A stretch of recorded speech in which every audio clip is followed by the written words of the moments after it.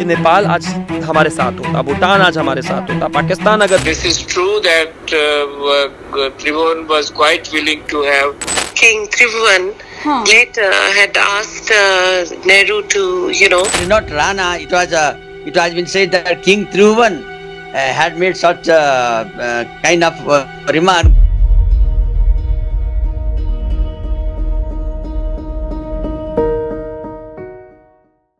दोस्तों 1947 में इंडिया को इंडिपेंडेंस मिला था और उस टाइम इंडियन टेरिटरी के साथ बहुत कुछ हो रहा था। जहां एक तरफ पाकिस्तान के नाम पे एक नया देश बन रहा था तो दूसरी तरफ princely state like Hyderabad and Kashmir India के साथ मार्ज हो रहा था। एंड कुछ दशक बाद गोवा एंड सिक्किम भी इंडिया के साथ मार्ज हो जाता है। लेकिन ऐसा क्यों है कि इंडिया एंड नेपाल का कल्चर, रिलीजन एंड लैंग्वेज भी सिमिलर रहने के बाद भी नेपाल इंडिया का हिस्सा नहीं है? कुछ दिन पहले तक US president Donald Trump was thinking that Nepal and Bhutan is part of India. And शायद आपके मन में भी ये क्वेश्चन हुआ होगा कि नेपाल इंडिया का पार्ट क्यों नहीं है। सो दोस्तों आज इस क्वेश्चन को खत्म करते हैं कि why Nepal is not part of India.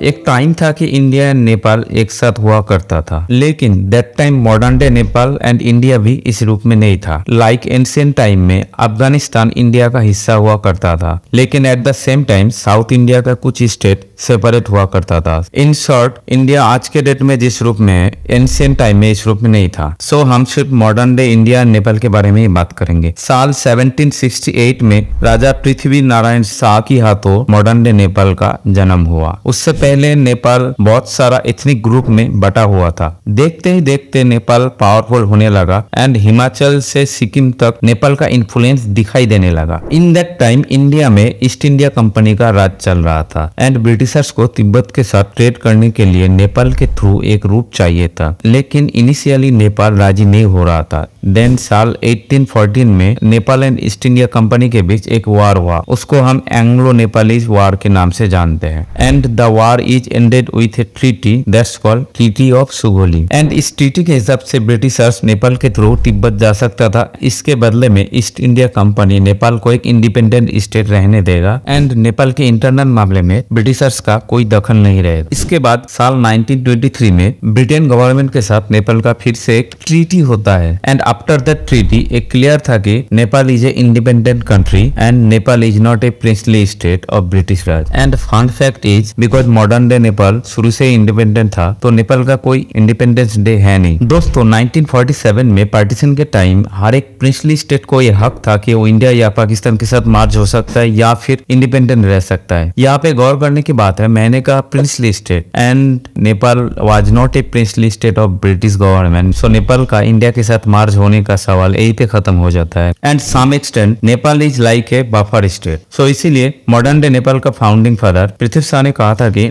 Nepal India और चाइना के बीच एक शकरकंद की तरह है। इन शॉर्ट नेपाल बीच में रहते हुए चाइना के एग्रेशन से इंडिया को प्रोटेक्शन भी प्रोवाइड कर रहा है। एंड आप कह सकते हो that time government of India purposely not interested to merge Nepal with India. But recently BJP leader Subramanian Swamy का कहना है कि नेपाल के राजा 1950 में इंडिया के साथ मार्ज होना चाह रहा था, लेकिन that time PM Nehru decline the offer. लेकिन इसका कोई कॉन्क्रीट एविडेंस नहीं है। That was a rumor. It is not Rana. It has been said that King Tribhuvan had made such kind of remark, but it is not founded. We have not yet found any kind of evidences. King Tribhuvan later had asked Nehru to, probably look after the defense of the country. Right. But this is without evidence. This is true that Tribhuvan was quite willing to have the closest possible relationship with India. Okay. But Nehru wanted Nepal to be independent because he knew otherwise the British and the Americans would interfere and create problems. दोस्तों Nepal future में कितने दिनों तक independent रहता है या फिर India के साथ जुड़ जाता है, क्योंकि डोंट फॉरगेट सिक्किम भी एक टाइम इंडिपेंडेंट कंट्री हुआ करता था, लेकिन आज सिक्किम इंडिया का हिस्सा है। ऑन ए पर्सनल नोट, मुझे आपसे जानना है कि क्या इंडिया को जो स्टेट इंडिया के साथ नहीं है उसको इंडिया का पार्ट बनाना चाहिए, लाइक नेपाल एंड भूटान, क्योंकि इसके साथ उस स्टेट को इन जनरली एक्स्ट्रा बेनिफिट दिया जाता है, लाइक टैक्सेशन के साथ हम इंडियंस उस स्टेट में जमीन नहीं खरीद सकते एंड मेनी मोर। इस टाइप का बेनिफिट नॉर्थ ईस्ट के बहुत सारा स्टेट को, सिक्किम, गोवा एंड कश्मीर को दिया जाता था। ये अलग बात है कि रिसेंटली सिर्फ कश्मीर का स्पेशल स्टेटस खत्म किया गया है। सो इस वीडियो के बारे में आपका क्या राय है, प्लीज कमेंट में। जय Hind. Please subscribe to my channel, like, share and specially do comment. Thank you.